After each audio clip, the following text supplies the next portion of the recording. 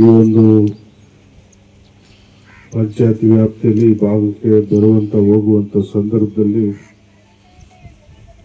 ಒಂದು ಅಭಿವೃದ್ಧಿ ವಿಚಾರ ಬೇರೆ ಬೇರೆ ಬೇರೆ ಪಕ್ಷದ ಕಾರ್ಯಕರ್ತರಿಗೆ ತೊಂದರೆ ಕೊಟ್ಕೊಂಡು ಒಂದು ಪಾಳ್ಯಗಾರಿಕೆ ಸಂಸ್ಕೃತಿ ನಡೀತಾ ಇದೆ ಅನ್ನುವಂಥದ್ದನ್ನ ನಾನು ಬಹಳಷ್ಟು ಕೇಳಿದ್ದೆ.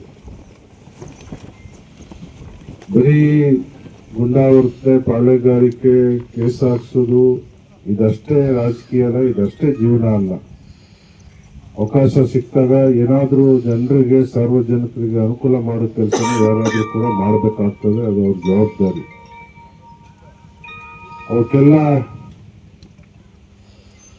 ಕಾಕತಾಳೀಯಂತೆ ನಮ್ಮ ಏನ್ ಹಿಂದೆ ಇದ್ದಂತ ಎಲ್ಲ ಕಾಂಗ್ರೆಸ್ ಕಾರ್ಯಕರ್ತರು, ಅವರು ಬಲಿಷ್ಠರು ಕೂಡ, ಅವರೆಲ್ಲೂ ತೋರಿಸ್ಕೊಂಡರು ಕೂಡ ಇವತ್ತು ಅವರ ಒಂದು ಸಮ್ಮುಖದಲ್ಲಿ ಅವರು ಒಂದು ಆಯ್ಕೆ ಮಾಡಿದಂತ ಜನಪ್ರತಿನಿಧಿ ಇರ್ಬೋದು, ಸರ್ಕಾರ ಇರ್ಬೋದು, ಒಂದು ಇತಿಹಾಸದಲ್ಲಿ ಉಳಿಯುವಂತ ಕೆಲಸ ಕಾರ್ಯಗಳು ಇವತ್ತು ಆಗ್ತವೆ. ಅದಕ್ಕೆ ಏನು ಇಷ್ಟು ದಿವಸ ಅವರು ನಡೆಸ್ಕೊಂಡಿದ್ದಕ್ಕೆ ಇದು ಅವ್ರಿಗೆ ಉತ್ತರ ಅಂತ ನಾನು ಭಾವಿಸ್ಕೊಂಡಿದ್ದೀನಿ. ಇಟ್ಟು ಜನ ಆಯ್ಕೆ ಮಾಡಿದ್ದಾರೆ. ಯಾರ ನಂಬಿಕೆನ ನಾವು ಹುಸಿ ಮಾಡಲ್ಲ. ಅವರ ನಿರೀಕ್ಷೆ ಮೀರಿ ನಾವು ಕೆಲಸ ಮಾಡ್ತೀವಿ. ಆದರೂ ಒಂದಷ್ಟು ಜನರಿಗೆ ಆತರ ಇನ್ನ ನಮ್ಮವ್ರಿಗಾಗಿಲ್ಲ, ಇನ್ನು ಆರೋದಾಗಿಲ್ಲ, ಇನ್ನ ಇದಾಗಿಲ್ಲ ಅಂತಾರೆ. ಅಷ್ಟು ವೇಗವಾಗಿ ಇಷ್ಟೊಂದು ಕೆಲಸ ತಂದಿರೋದು ಪುಣ್ಯ. ಆದ್ರೆ ಏನು ಬೇರೆ ಇದನ್ನ ಬಿಡ್ತೀವಿ ಅಂತಲ್ಲ, ಇನ್ನೂ ಕೂಡ ನಮಗೆ ಸಮಯ ಇದೆ.